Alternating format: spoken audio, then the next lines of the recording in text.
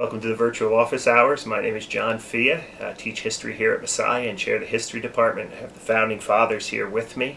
And more importantly, Megan Piet is behind the camera, our producer. We have about one more of these in us, I think, this semester. This How to Be a Public Scholar series that we're doing is wrapping up. We'll be off for the summer. Megan is going to be off doing exciting things. What I want to talk about today is the relationship between historians and teachers. The academic historian and the K through 12 teacher. I really think it's the K through 12 teacher who is at the cutting edge of what public history is today. We can talk all we want about the discipline of public history, museums, historical societies, digital humanities, digital history, consulting, those kinds of things. But it's really the people who are in the trenches every day working with our children, trying to get them excited about the past. Those are the people who are the real public historians. And I think it's absolutely essential that we academic historians develop relationships with them. We have not always had good relationships, or at least it's been a sort of benign neglect. We have, the history teachers in the schools have done their thing. We've done our thing, at least since the Cold War or since the end of World War II.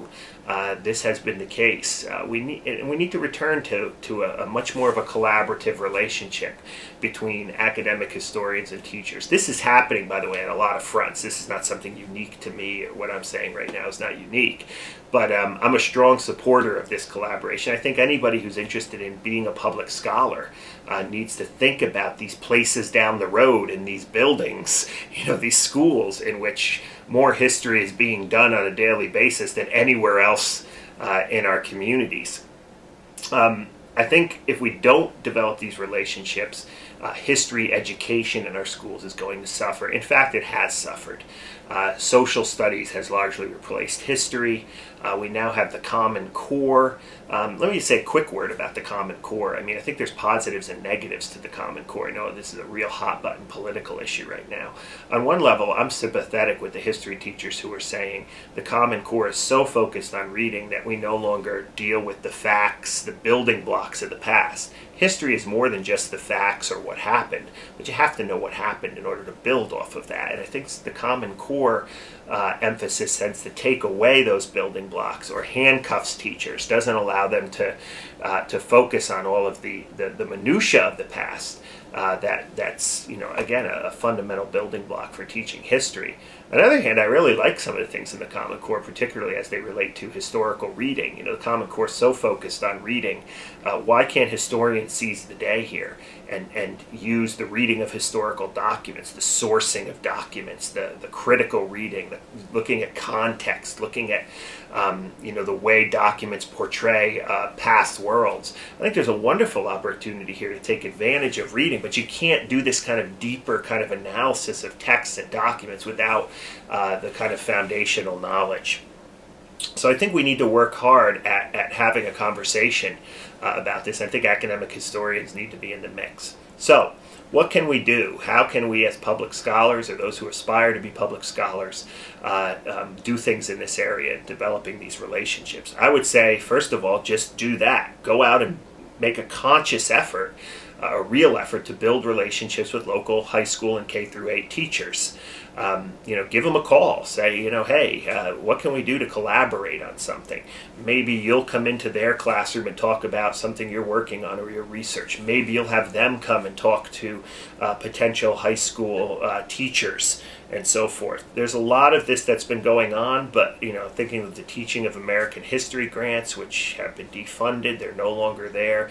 A lot of good relationships that were born out of the collaboration between academic departments and school districts. That money is now gone. Here at Messiah, we have a Teachers as Scholars program, which is very productive. It brings teachers onto campus for a week in the summer, and they get content-oriented stuff as a form of continuing education. I've developed some relationships with teachers through that. Volunteering, right? I've already mentioned this, but, again, volunteer. Say, what can we do?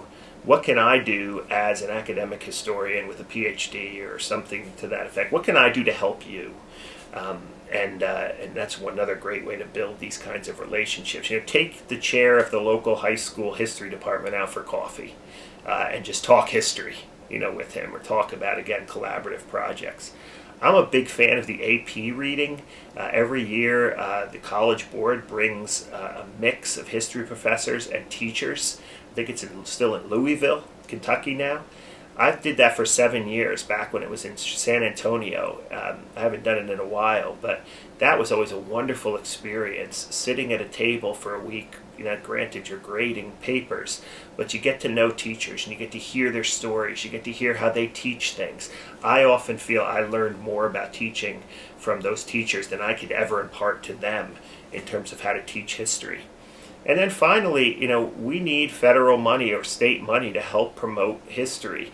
A lot of money is going towards the STEM disciplines right now: science, technology, engineering, and math. We've lost those Teaching American History grants. Write your congressman, write your senator, write your state legislature, and press the importance of good history in our schools. And maybe, again, collaborate with your local school district's history department on this front as well. So public scholars need to be engaged with the community, and where history is happening in the community more than any place else is not at the local historical society, but in the schools. And I would encourage you to get involved in engaging those schools from where we sit as scholars of the past. So thanks again for watching. Thanks for all the support you've given us for this series, and we will see you next time on the Office Hours.